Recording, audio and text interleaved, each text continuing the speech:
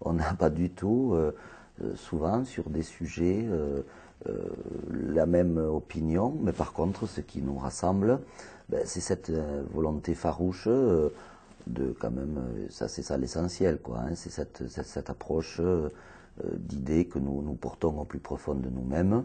Et c'est pour cela que moi je n'ai aucun problème pour dire que le maire de Carcassonne ne sera pas le président de l'agglo, parce que je souhaite et je veux qu'Alain Tarlier soit le président de l'agglo. Je souhaite et je veux qu'il occupe quelque chose, un domaine sur lequel il est passionné, c'est quelqu'un d'extraordinaire dans le domaine de la culture. J'ai besoin, comme maire de Carcassonne, quand je vais me retourner, d'avoir quelqu'un de solide dans ce domaine-là. J'ai besoin d'avoir quelqu'un de sûr, et il est sûr. On est censé ne pas le dire dans notre engagement politique, mais tous deux, notre tronc commun, c'est notre engagement à la Ligue des droits de l'homme. Je sais ses convictions, elles ne sont pas nées d'hier. Il a une histoire, il a un passé dont il a tout lieu d'être fier.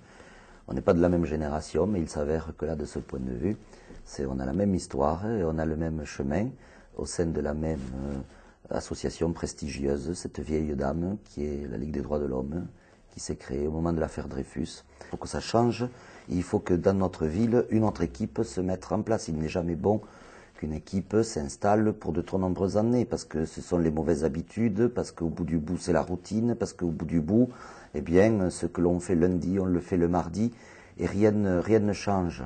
Donc déjà, ça c'est la première chose, le changement. La seconde raison, c'est se dire que c'est une équipe. Moi, je suis fier d'être, d'abord comme candidat tête de liste d'une équipe compétente, et demain, maire d'une équipe d'adjoints, de conseillers délégués, de conseillers municipaux, qui, dans les domaines respectifs où ils assumeront leurs responsabilités, auront cette compétence. Il ne faut pas s'imaginer la fonction. La fonction de maire, c'est à la fois une fonction d'animateur, de rassembleur. En cas de litige, d'arbitre. On impulse, on coordonne, on fédère, on rassemble. Mais encore faut-il avoir la matière grise, les intelligences, le dynamisme, la passion d'adjoints qui eux-mêmes impulsent. On arbitre quand on a des équipes qui ont des avis contradictoires. Il faut bien qu'il y ait un avis commun. Mais si on est avec une équipe dont l'électroencéphalogramme est plat, comment voulez-vous qu'une seule personne, au-delà de ses propres qualités, puisse à elle seule impulser, animer, dynamiser? Ça n'existe pas. Ce qu'il y a d'extraordinaire, et j'y reviens, c'est que le tête de liste que je suis est entouré d'une équipe compétente, passionnée, qui maîtrise son sujet et qui a envie de faire, terriblement envie de faire, terriblement envie d'agir, terriblement envie de modifier, là où c'est nécessaire, l'ordre des choses à Carcassonne. Moi, je souhaite à Carcassonne, et alors je m'explique, c'est pas la course vers le nouvel âge d'or, vers le passé, pas du tout.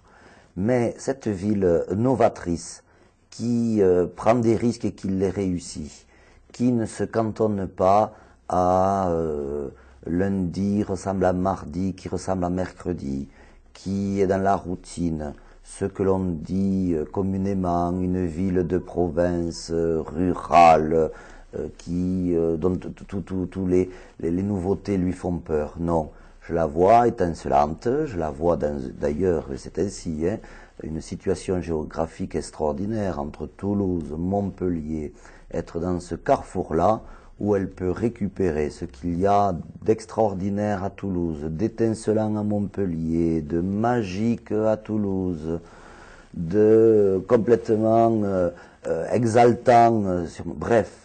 Eh bien, dans ce carrefour-là, je vois cette ville qui, sociologiquement, par les Carcassonnais, arrête peut-être de se prendre pour un grand village et se dit, nous sommes une ville digne de ce nom qui peut relever des défis.